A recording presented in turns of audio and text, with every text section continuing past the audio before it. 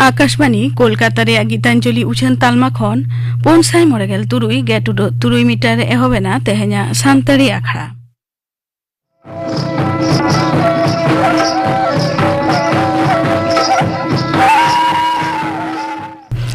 आखड़ा दो उछन कना आकाशवाणी कोलकाता रे गीतांजलि उछन तालमा खन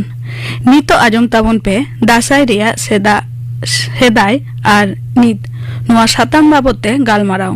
नोआ गालमाराव रेदो सेलेद आकाना किन किशुन बेसरा आर चंद्रमोहन मांडी दासाई रेया सेदाय आर नीत नोआ बाबते गालुच लगी तेही सानताड़ी आखड़ा रे सेटेर आकानाय किशुन बेसरा मा आले सानताड़ी आखड़ा पाटा खन जोहार जोहार गे लेयाबन में दासाई तो चेद कना दासाई दो अबुआ लाक्चर रे से अबुआ सान्ताड़ समाज रे अबुआ खेरवाल सान्ताड़ समाज रे आड़ी मुनान से आड़ी नागामान दासाई कान ताबोना और नोआ दासाई कथा दो दास कोना हेज एकाना जहां दो अबो विभिन्न जायगा रे पानते खोजार ओना खोना हेज एकाना तो ओना लेका तेगे ओना दास खोना गे दासाई दो हेज एकाना। अच्छा तो जे दासाई तीन दिन को मनावेदा दासाई बोंगा रेया मुलु चांदो तुरुई माहित खोना मोड़े माह धाबी बन नोआ दोबन मानाव बतावा दासाई जे नोय मोड़े माह धाबी को एने सेरेñ दो तो उन ऑक्टो रे ओकालका को एने सेरेñ ताहेत हैं ओना मोड़े माह धाबी जहां दासाई चांदो रिया तुरुई माहित खोना जहां एने सेरेñ एतहब दो पुइलु लेकाते दो जहां आबोरिन गुरु को मेना कोआ आर चेला को गुरु ओड़ा रे चलाव कते अकवा फरछा कते नवा धोती हरोग कते तो ओंडे खोना गे गुरु ओड़ा खोना गे आखड़ा को जगावा गुरु को जगावा तारपर ओने जहां इदी कते गुण विद्या जहां रान को जगावा इनके तला तेगे पुइलु दिन दो एथोबोआ तो पुइलु माह हिलो गे ताहले एनहिलो गे बिलबरन दो को मेता कना हैं ताहले एनहिलो दो दुवर गनाडी रे गिरु तो को छोपा हैं एनहिलो को छोपा ओना तयम आना गुरु को आखड़ा तो आखड़ा जगह कते दासाई दो बय बयते को ओडोबा हां जेमन नोआ सेरेñ तलाते लई गानोआ ओना हाय रे उठेल धरम गुरु उठेलो धरम चेला गुरु हो चलो बन दिसमते हाय रे उठेलो कामरू गुरु उठेलो कामरू चेला गुरु हो चलो बन दिसमते इन तायनम आदो ओना जहां सुनुम सिंदूर गुरुआ ओड़ा रे बसमाता रे पे टिडा तारपरे आबुआ नोआ जहां बुवंग रे ओंडे टिडा कते सापाप करे झतो करे टिडा कते सुनुम सिंदूर को तारपरे गुरु ओड़ा को पे अखड़ा एनेज कते गुरु ओड़ा खोना दको बाहेरोआ तले पहिलो दिन हिलो दो ना आतु रेगे को एनेज सेरेña को हैं एनेज सेरेña को तारपरे गुरु ओड़ा खोना पर माछी ओड़ा पर बय बयते ओना आतु पुरोटा को पुरोवा दोसार दिन दो आरो सांगिन एटा को एटा दिसम को सेनो ओडोगो नो जे दासाई दाड़ान ऑक्टो रे चिचे सापाप को इदी तोराया से ओकालका को साचिंगरुआ हैं नोआ एटा लाक्चर एनेज सेरेñ खोना दो नोआ अबो दासाई दो भेगार गे ताबोना चेदा से नोआ दो अबो दुख रिया हरकेत अर्थात किछु दो कुड़ी हपना साज किछु दो कोड़ा हपना साज ओना बारिया साजो तेगे उनको दो आबोरिन चेला को जहां दासाई गुरु रिन चेला को उनको दो को साजोआ जेमन चेलेका बोहर रे तहन तकुआ धोती रिया दाढ़ी आर कोलगा तहन तकुआ तारपरे हपना लुगड़ी ते को साज सिंगरो हरो बांदेआ को साउते निपुर तहना पाइगोन तहन तकुआ तारपरे बुवंग तहना तारपरे आबुआ तिरियो तहना आर कांसा तहना ओना को इदी कतेत गे दासाई दाड़ान दो को ओडोगोआ नोय जे दासाई दाड़ान चला ऑक्टो रे ओना मता साज सिंगर ते को चला कना मेनखान आरो सावते ओंकाना सापाप को इदी तोराया हैं इन सावते जहां दो अबुआ जहां सिकुर आर माराड़ ओना सिकुर रे तहना ठेका आर ओना ठेका भीतिर रे तहना सारजम साकाम रे रेड सुनुम सिंदूर आर ओना ठेका भीतिर रे तहना अबुआ लोटा रे ओना गुरु ओड़ा खोना मिट चुपुर चावले ओना लोटा भीतिर रे आर ओना सावते तहना साकम नोआ को इदी कते हैं दासाई दाड़ान चला ऑक्टो रे बायरे आतो से आर सांगिन दिसम आतो करे जहां को आतो को बोलोना उन ऑक्टो दो कया ओड़ा बकुर रे पुइलो को एतोबा पुइलो दो माझी ओड़ा रे को एने सेरेña आर जुदी बांग को बड़ाय खान ताहले मोटामुटी जहां ओड़ा रेगे एने सेरेñ कते आदो को एथोब सारी उतरा ᱠᱚᱭ ᱡᱚᱝᱟ ᱠᱚ ᱛᱟᱨᱯᱚᱨᱮ ᱠᱚᱭ ᱵᱟᱲᱟ ᱠᱟᱛᱮ ᱟᱨᱦᱚᱸ ᱚᱱᱟ ᱟᱹᱛᱩ ᱯᱩᱨᱟᱹᱣ ᱠᱟᱛᱮ ᱮᱴᱟᱜ ᱟᱹᱛᱩ ᱟᱨᱦᱚᱸ ᱠᱚ ᱥᱮᱱᱚᱜᱼᱟ ᱮᱴᱟᱜ ᱫᱤᱥᱚᱢ ᱛᱮ ᱦᱮᱸ ᱱᱚᱜᱼᱚᱭ ᱡᱮ ᱥᱮᱫᱟᱭ ᱚᱠᱛᱚ ᱨᱮ ᱡᱟᱦᱟᱸ ᱮᱱᱮᱡ ᱥᱮᱨᱮᱧ ᱧᱮᱞᱚᱜᱚᱜ ᱛᱟᱦᱮᱸᱫ ᱡᱮ ᱮᱱᱮᱡ ᱮᱱᱮᱡ te ᱱᱩᱠᱩ ᱜᱩᱨᱩ ᱦᱟᱱᱠᱩ ᱜᱩᱨᱩ ᱟᱨᱦᱚᱸ ᱠᱚ ᱮᱱᱮᱡ ᱥᱮᱨᱮᱧ ᱛᱮᱠᱚ ᱧᱟᱯᱟᱢ ᱜᱚᱫᱚᱜᱼᱟ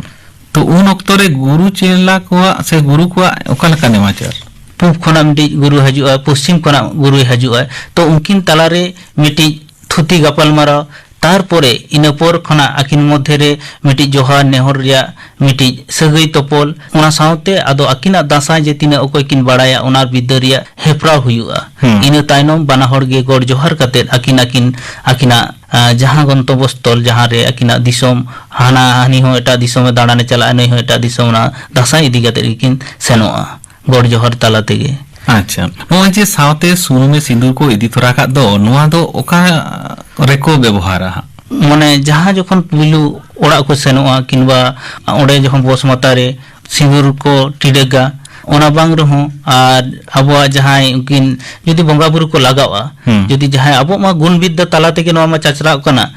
ᱜᱩᱨᱩᱣᱟᱜ ᱡᱟᱦᱟᱸ ᱵᱤᱫᱽᱫᱟᱹ ᱦᱮᱸ ᱪᱮᱞᱟ ᱠᱚ ᱛᱤᱱᱟᱹᱜ ᱴᱩᱠᱩ ᱠᱚ ᱪᱮᱫ ᱟᱠᱟᱫ ᱚᱱᱟ ᱮᱱᱮᱡ ᱥᱮᱨᱮᱧ ᱛᱟᱞᱟ ᱛᱮᱜᱮ ᱡᱚᱠᱷᱚᱱ ᱜᱮ ᱜᱩᱨᱩ कोनो ᱵᱚᱸᱜᱟ ko ᱪᱷᱟᱯᱟᱲᱟᱭᱟ ᱩᱱ ᱥᱚᱢᱚᱭ ᱩᱱᱤ ᱵᱚᱸᱜᱟ ᱪᱷᱟᱲᱟᱣ ᱞᱮᱠᱟ ᱛᱮᱜᱮ ᱥᱮ ᱩᱱᱤ ᱥᱩᱢᱟᱱ ᱞᱮᱠᱟ ᱛᱮᱜᱮ ᱚᱱᱟ ᱥᱩᱱᱩᱢ ᱟᱨ ᱥᱤᱸᱫᱩᱨ ᱫᱚ ᱞᱟᱜᱟᱣᱟ ᱩᱱ ᱥᱚᱢᱚᱭ ᱦᱮᱸ ᱴᱤᱰᱟᱹᱜᱟ ᱫᱟᱸᱥᱟᱭ ᱢᱟᱛᱚ ᱯᱩᱨᱟᱹᱯᱩᱨᱤ ᱜᱩᱨᱩ ᱪᱮᱞᱟᱣᱟᱜ ᱮᱱᱮᱡ ᱥᱮᱨᱮᱧ ᱱᱟᱭᱱᱟᱢᱟᱪᱟᱨ ᱛᱟᱞᱟ ᱛᱮᱜᱮ ᱛᱚ ᱥᱚᱫᱚᱨᱚᱜ ᱠᱟᱱᱟ उनको जहाँ सेदाय रे जहाँ गुरु को उनको गुरु को नितुम को दो चेत तो दासाई दो अब जहाँ बन नेल का आर बन बड़ाई का गया गुरु चेला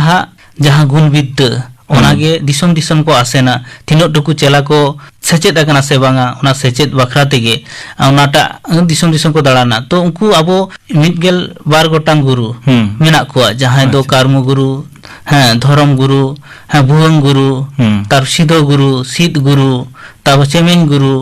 मानसिंग गुरु गाड़ो गुरु नौकान गुरु मेना को तबोना गेलबार गोटांग गुरु मेना को आदो नुकु गेलबार गोटांग गुरु तला तेगे अब दो विभिन्न रकमा विद्या को सेना हबोना उनको गेलबार गोटांग गुरु नाना हुनर को कामी मेना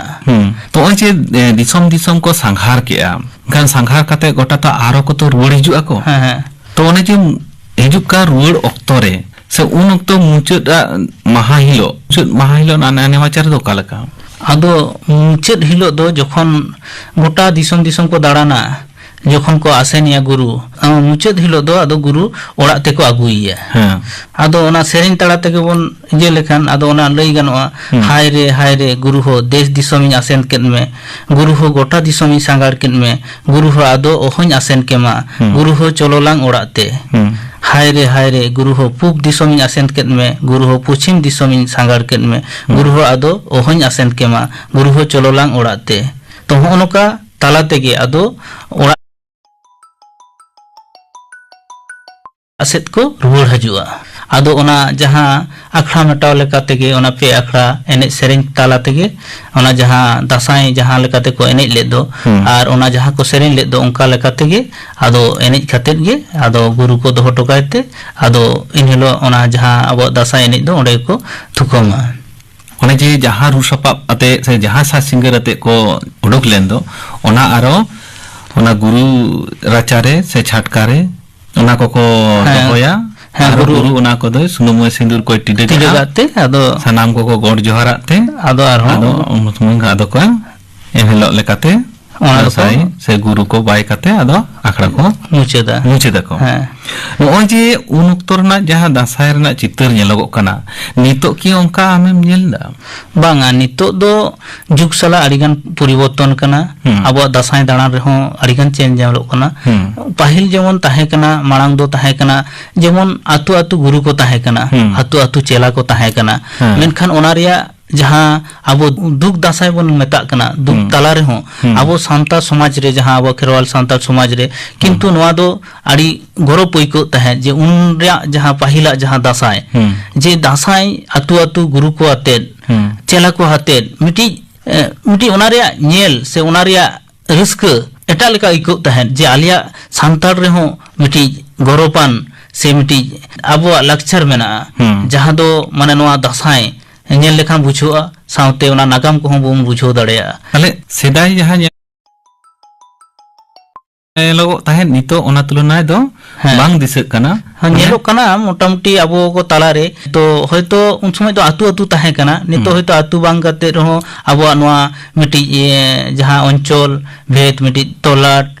ᱚᱱᱠᱟ ᱢᱚᱴᱟᱢᱩᱴᱤ ᱦᱟᱸᱰᱮ ᱱᱟᱰᱮ ᱜᱩᱨᱩ ᱠᱚᱫᱚ ᱢᱮᱱᱟᱜ ᱠᱚᱜᱮ ᱛᱟᱵᱚᱱᱟ. ᱟᱵᱚᱣᱟᱜ ᱱᱚᱣᱟ ᱟᱹᱨᱤᱪᱟᱹᱞᱤ ᱠᱚ ᱡᱤᱭᱟᱹᱲ ᱤᱫᱤ ᱫᱚᱦᱚᱭᱮᱫ ᱜᱮᱭᱟ. ᱛᱚ उनको जहां गुरु को नित धाबिज हो अब आरिचाली को बांचाव दो का उनको हो आड़ीगान आयमा साराव चाल हुयुक कना जाते अब लाय लाकचार नौका को जियर दो दाड़ेयामा ᱱᱚᱜᱼᱚᱭ ᱡᱮ ᱥᱮᱫᱟᱭ ᱡᱟᱦᱟᱸ ᱞᱮᱠᱟᱛᱮ ᱧᱮᱞᱚᱜᱚᱜ ᱛᱟᱦᱮᱸᱫ ᱱᱤᱛᱚᱜ ᱡᱟᱦᱟᱸ ᱚᱱᱠᱟ ᱵᱟᱝ ᱧᱮᱞᱚᱜ ᱠᱟᱱᱟ ᱱᱚᱣᱟ ᱨᱮᱱᱟᱜ ᱚᱡᱮ ᱫᱚ ᱪᱮᱫ ᱠᱟᱱᱟ? पाहिल मानवी अभाव रे को ताहेलेन रहो विभिन्न अनाट एटकेटोड़े रे को ताहे से ताहेलेन रहो किंतु अब लाकचार बांचाव दो लगी उनका एनेम दो अड़ीगान ताहे कना चेक लेका माने रेंगेज तेतांग ताहे कते रहो जेमन अब लांगड़े ताहे कना दोंग ताहे कना दोंग दो मेना गया एन रहो लांगड़े अखड़ा को दो कई कई हाफिद इदी कना उनका गे नवा दासाई हो अब तालारे कई कई हाफिद इदी कना तबु मेना दो मेना गया किंतु कम कम नेलोक कना तो नवा अब बोन नेल इदी का इन्या मन दो होयतो ऑक्टो बांग को नाम दाड़े कना साउते गुरु को उनकान बांग को उतरो कना से गुरु को बांग खातिर गे ओना दासाई दो कई कई ते होयतो किछुटा तायम इदी कान लेका ओइको कना नोडे नेलोक कना तले जे गुरु को अभाव ते से अनाट तेके ना दासाई दाड़ान दो संघार दो हापी दो हर रहना हैं गुरु दो एकाल लागती गे कना गुरु बेगोर चेला दो बाय गुरु दाड़े आए ओनाते गुरु जाते आरहों ताहेन माको आर गुरु जाते आज चला तला तेगे जाते आजा जहां गुण विद्य मेना जाते चाल होचो दाड़ेया को माय आर जुदी बाय चाल होचो दाड़ेया को मेनखान आबो ठे गुरु रिया अभाव आरो तैयारोआ अनाट तैयारोआ आर गुरु रिया अभाव लेनखान गे दासाय दाड़ान हो बई बईते आरो बोन तायनोम इदिया. अच्छा नोडे नेलोक कना सेरेंग रेके नितो बदल जहां अंकम दिसईदा सेरेंग रे हो आड़ीगान आरु फेरा कना जहां पाहिल सेरेंग को ताहे कना ओना रिया राहा रड़ आलदा ताहे कना नेता दो मॉडर्न इदी कना सेरेंग को हो मॉडर्न कना बोलते पाहिला जहां रूरिया जहां वाद्य जंत्र जहां अब रूरिया जहां जंत्र को ताहे कना तो ओना को लेकाते पाहिल दो जेमन ताहे कना बुवंग तिरियो बानाम नेता दो इलेक्ट्रिक जहां ये कांता बोल इंस्ट्रूमेंट कना जहां विभिन्न जेमन किसियो ताहेन कांता बोना हैं तो उनका लेकाते आरहो नाना हुनर जिनिस को ऐड काते ओना सेरेंटा दो को आरहो को चुगुड़ इदिया साज सिंगर हो परिवर्तन बदल उनका दिसक कना है साज सिंगर हो आड़ी टेगे परिवर्तन कना बुवंग रे जेमन समय दो बुवंग गे ताहे कना होतर रे सेना खोलावते बुवंग तैयार नेता दो ओना बुवंग को हो बा नेलो कना नय घाघरा जहां ठिली याते बुवंग तैयार कना ओना साव सावते पाहिल दो जेमन कुड़ी होपना जिनिस किछु व्यवहार हुयुक कान थाए नितो दो किंतु मा कोड़ा होपन हो जार्सी को हरोगिया गिंजी को हरोगिया कुड़ी होपना जहां लुगड़ी बदलते गामचा को हरोगिया नोआ दे लाकचार रे जहाना एटकेटोड़े की सजिक कान ताबोना आदो लाकचार अबो लाकचार बांचाव लेना अबो खेरवाल जाति बन बांचाव बन ताहेना लाकचार बेगोर अबो दो होयतो अबो जाति बांगे उपरुम बांग बन देखाव दाड़िया ओना खातिर जहां ट्रेडिशनल जहां मेना तबना लाकचार ओकाटा ताहे कना ओना लाकचार के दोहो लागती कना जेमन नोआ एने रे नोआ सापाप ओना सापाप के लागती कना ओना जुदी एटा सेर बन इदिया किंतु होयतो ओना एटा हो को ले दाड़िया नोआ दो दासाई दो बांग कना एटा हो को ᱧᱩᱛᱩᱢ को दाड़िया चेदा से कारण अबो दासाई रिया जहां ड्रेस जहां साज सिंगर को मेना ओना को जुदी बन चेंज उतरा ताले किंतु ओना दासाई पोरते हा लाकचार माचर दो बांग ताहेन एटा मिटang चेद लकान एने सेरेंच बेटांग मेन दाड़ेया को आरो नेलोगोआ जे भुवंग गासाय नोआ मातो हा तियो बना व्यवहारक खान गे आरो मिमिटांग टोठा एलाका रियो नेलोआ तुंदा टमा काते को दासाय को एने सेरेंया ओना आरु फेरा बदलक कना ताले आबोना लाकचार की लहा के तुंदा टमाक हो की दासाय एने सेरें ताहे कना बांगा पहिलो से दो बांग ताहे कना नेता दो विभिन्न टोठा रे ओना विभिन्न भावते जेमन मानमी चेद आको जाते रस्क जोंग माने ओना दुख रिया व्यापार कना तो दुख रे ओना जाते ओनाटा आरो को भागी ᱧᱚᱜ को नेल होचोय लागित खातिर तो मानमी जाते आकर्षण खातिर से ओना खातिर ते आको विभिन्न भावते विभिन्न वाद्य यंत्र आको को व्यवहारिया विभिन्न टोठा लेकाते जेमन विभिन्न जायगा रे तो होयतो नितो हो तुंदा टमाक दो आरी को व्यवहारा किछु किछु टोठा रे नेलो किंतु बाखान बेसिर भाग क्षेत्र रे किंतु ओना बुवंग तिरियो बानाम ओना को ताला तेगे को दासाय दो को दाड़ान कना सेरेंग नागाम कथा रे ओनागे ले हेचुई दाय जे तोकारे दो भुंगेम जनाम लेना तोकारे दो भुंगेम बुसड़ी लेना से नो ओतमा पताल रे गुरु हो भुंग साडेका सेरमा चोटरे गुरु हो कासारा नोय जे दासाय एने सेरेंग जहां दो ओनली दुक रिया दासाय तो नोआ दुक दासाय रेना ताले नागाम दो चेत काना ताले ᱟᱫᱚ ᱚᱱᱟ ᱫᱩᱠ ᱫᱚ ᱡᱟᱦᱟᱸ ᱥᱚᱢᱚᱭ ᱢᱟᱹᱱᱢᱤ ᱠᱚ ᱥᱤᱨᱡᱚᱱ ᱮᱱᱟ ᱥᱤᱨᱡᱚᱱ ᱯᱚᱨ ᱡᱟᱦᱟᱸ ᱴᱷᱟকুর ᱴᱷᱟᱹᱠᱨᱟᱹᱱ ᱟᱨ ᱟᱵᱚᱭᱤᱡ ᱡᱟᱦᱟᱸ ᱞᱤᱴᱟᱹ ᱜᱚᱰᱮᱛ ᱛᱟᱞᱟᱛᱮ ᱡᱟᱦᱟᱸ ᱢᱟᱹᱱᱢᱤ ᱢᱚᱫᱽᱫᱷᱮ ᱨᱮ ᱡᱟᱦᱟᱸ ᱥᱤᱨᱡᱚᱱ ᱠᱟᱛᱮᱫ ᱡᱟᱹᱛ ᱯᱟᱹᱨᱤᱥ ᱦᱟᱹᱴᱤᱧ ᱛᱟᱭᱱᱚᱢ ᱫᱷᱚᱨᱚᱢ ᱠᱚ ᱦᱟᱹᱴᱤᱧ ᱛᱟᱭᱱᱚᱢ ᱢᱟᱹᱱᱢᱤ ᱢᱩᱫᱽᱨᱮ ᱢᱤᱫᱴᱤᱡ ᱵᱮᱵᱟᱹᱲᱤᱡ ᱡᱟᱦᱟᱸ ᱵᱚᱭᱦᱟ ᱢᱤᱥᱤ ᱥᱮ ᱵᱚᱭᱦᱟ ᱢᱤᱥᱤ ᱢᱚᱫᱽᱫᱷᱮ ᱨᱮ ᱢᱤᱫᱴᱤᱡ ᱪᱤᱯᱱᱟᱹ ᱵᱟᱝ ᱛᱟᱦᱮᱱ ᱠᱟᱱ ᱛᱟᱦᱮᱸᱫ ᱢᱤᱫᱴᱤᱡ ᱮᱴᱟᱜ ᱰᱟᱦᱟᱨ ᱛᱮᱠᱚ ᱰᱟᱦᱟᱨᱟᱜ ᱠᱟᱱ ᱛᱟᱦᱮᱸᱫ ᱩᱱ ᱨᱮᱜᱮ ᱴᱷᱟকুরে এদ্রো লেনায় আর এদ্রো তালা থেকে সেঙ্গেল ᱫᱟᱜ জাড়ি ᱞᱮᱜᱟᱭ বহু ᱠᱚ ᱟᱬᱜᱚ ᱞᱮᱫ ᱠᱚᱣᱟᱭ ᱚᱱᱟ ᱠᱷᱚᱱᱟᱜ ᱟᱠᱚ ᱡᱟᱦᱟᱸ ᱢᱟᱹᱱᱢᱤ ᱱᱟᱥᱟᱣ ᱨᱮᱭᱟᱜ ᱩᱭᱦᱟᱹᱨ ᱵᱷᱟᱵᱽᱱᱟ ᱛᱟᱦᱮᱸ ᱠᱟᱱ ᱛᱟᱭᱟ ᱴᱷᱟকুর ᱩᱱᱤ ᱴᱷᱟকুর ᱱᱮᱢᱚᱥ ᱞᱟᱹᱜᱤᱫ ᱥᱮ ᱱᱩᱠᱩ ᱟᱵᱚ ᱢᱟᱹᱱᱢᱤ ᱡᱟᱹᱛᱤ ᱟᱠᱚ ᱵᱟᱧᱪᱟᱣ ᱞᱟᱹᱜᱤᱫ ᱱᱚᱣᱟ ᱥᱮᱨᱮᱧ ᱛᱟᱞᱟᱛᱮ ᱱᱚᱣᱟ ᱫᱩᱠ ᱦᱟᱨᱠᱮᱛ ᱦᱟᱞᱟᱠ ᱥᱟᱱᱟᱢ ᱚᱱᱠᱟ ᱥᱮᱨᱮᱧ ᱛᱟᱞᱟᱛᱮ ᱟᱠᱚᱣᱟᱜ ᱦᱟᱭᱨᱮ ᱦᱟᱭᱞᱮ ᱞᱟᱹᱭ ᱠᱟᱛᱮᱫ ᱴᱷᱟকুর ᱴᱷᱮᱱ ᱠᱚ ᱱᱮᱦᱚᱨ ᱵᱤᱱᱛᱤ ᱞᱮᱱᱟ ᱡᱟᱛᱮ ᱟᱞᱮ ᱱᱚᱣᱟ ᱠᱷᱚᱱᱟᱜ ᱨᱟᱲᱟ ᱫᱩᱜ ᱠᱟᱞᱮ ᱢᱮ तो आड़ी नपाय कथा ये दासाय रनाग कथा को दिसते आड़ी किछु लई सदराग बोना नितो जहां लेका दासाय नेलो कना ओना खन टेका दाराम लगित ते आर चित पांथा को उयहर दिसैदा ᱟᱫᱚ ᱱᱤᱭᱟᱹᱠᱟᱨ ᱡᱩᱜᱽ ᱨᱮ ᱵᱚᱱ ᱧᱮᱞ ᱞᱮᱠᱷᱟᱱ ᱫᱟᱥᱟᱭ ᱜᱩᱨᱩ ᱠᱚᱢᱟ ᱠᱚᱢ ᱵᱤᱥᱤ ᱢᱮᱱᱟᱜ ᱠᱚ ᱜᱮᱭᱟ ᱩᱱᱠᱩ ᱫᱚ ᱯᱨᱚᱯᱷᱮᱥᱚᱱᱟᱞ ᱜᱩᱨᱩ ᱠᱚ ᱢᱮᱱᱟᱜ ᱠᱚᱣᱟ ᱥᱟᱶᱛᱮ ᱢᱤᱫ ᱵᱟᱨ ᱡᱟᱭᱜᱟ ᱨᱮ ᱫᱟᱥᱟᱭ ᱜᱩᱨᱩ ᱠᱚᱦᱚᱸ ᱢᱮᱱᱟᱜ ᱠᱚ ᱜᱮᱭᱟ ᱠᱤᱱᱛᱩ ᱤᱧᱟᱹᱜ ᱢᱮᱱ ᱫᱚ ᱟᱵᱚᱣᱟᱜ ᱫᱚ ᱡᱟᱦᱟᱸ ᱠᱷᱮᱨᱣᱟᱞᱟ ᱱᱟᱜᱟᱢ ᱥᱩᱫᱷᱩ ᱱᱟᱜᱟᱢ ᱫᱚ ᱥᱩᱫᱷᱩ ᱱᱚᱜᱼᱚᱱᱟ ᱫᱟᱥᱟᱭ ᱥᱮᱨᱮᱧ ᱛᱟᱞᱟ ᱛᱮᱜᱮ ᱠᱤᱱᱛᱩ ᱱᱟᱜᱟᱢ ᱫᱚ ᱵᱟᱲᱟᱭᱚᱜᱼᱟ ᱥᱟᱶᱛᱮ ᱟᱵᱚ ᱟᱹᱨᱤᱪᱟᱹᱞᱤ ᱡᱩᱫᱤ ᱵᱟᱧᱪᱟᱣ ᱫᱚᱦᱚ ᱦᱩᱭᱩᱜ ᱛᱟᱵᱚᱱᱟ ᱥᱮ ᱟᱵᱚ ᱠᱷᱮᱨᱣᱟᱞ ᱡᱟᱹᱛ ᱢᱮᱱᱛᱮ ᱩᱯᱨᱩᱢ ᱡᱩᱫᱤ ᱮᱢ ᱦᱩᱭᱩᱜ ᱛᱟᱵᱚᱱᱟ ᱦᱚᱸᱜᱼᱚᱱᱟ ᱞᱟᱠᱪᱟᱨ ना नोआ जहां अबो दासाय नोआ दो बांचाव दो हुई तबना और नोआ बांचाव दो लगित खान अबो दो किंतु दासाय गुरु तैयार को हुई तबना नितो नेलोक कना दासाय गुरु को एनएम जेमन ताहे कान ताको पाहिल जेमन रान मुरगन ताहने विभिन्न आकोआ ओम खना विभिन्न जहां ओछा विद्या को जहां को चाल लाग को ताहेन नितो मा उनका मा बांग नेलोक कना कम गे हा तो नितो दो अबो हा विभिन्न जायगा रे शिक्षा व्यवस्था नितो दो अबो खेरवाल को आड़ी मांग सेट बोन लहा इदी कना तो नितो सावताल इदी काते रिसर्च चला कना पीएचडी को दासा इदी काते हम खंद्रन ने को तो उनको गोठे नेहर ताहेन कना उना साव सावते जाते अबो नोआ लाई लाक्चर बांचाव दो लागित खातिर उनको के गुरु लेका हेज हुई ताकोआ गुरु लेकाते हेज काते चला को आतुरिमा से आकोआ जहां कॉलेज यूनिवर्सिटी रे अकुरिन एमनीते मा चला मा मेना को गे ताकोआ स्टूडेंट के चला हुई ताकोआ और माचेत को गे अंकु दो गुरु लेकाते ताहे हुई ताकोआ उना तलाते के उना स्कूल कॉलेज रे के दासाय एने आ दासाय सेरेन ओडे के चेत आको हुईवा उन कॉलेज यूनिवर्सिटी नोआ को रेहो अबो चर्चाव इदी लगित से नोआ टेकाव दाराम लगित ते नोंकाना पांता हो दोहो लागती कान तबना तो आइमा दामन कथाम लिखे तबना तो ले तबन में जे आबोरेन हर हपन को दासाय दिसते उनको को आमा सांदेश चेनेम मा को अबोआ नागाम बांचाव दोहो खातिर से अबोआ लाय लेक्चर बांचाव दोहो खातिर अबोआ जेमन एटा को जेमन जेमन बाहा बोंगा जेमन सोहराय साकरात को मेना तबना ठीक ओंका गे अबो हो दासाय दो बांचाव दो होई तबना आ नो बांचाव लगित जेमन आतुरे गुरु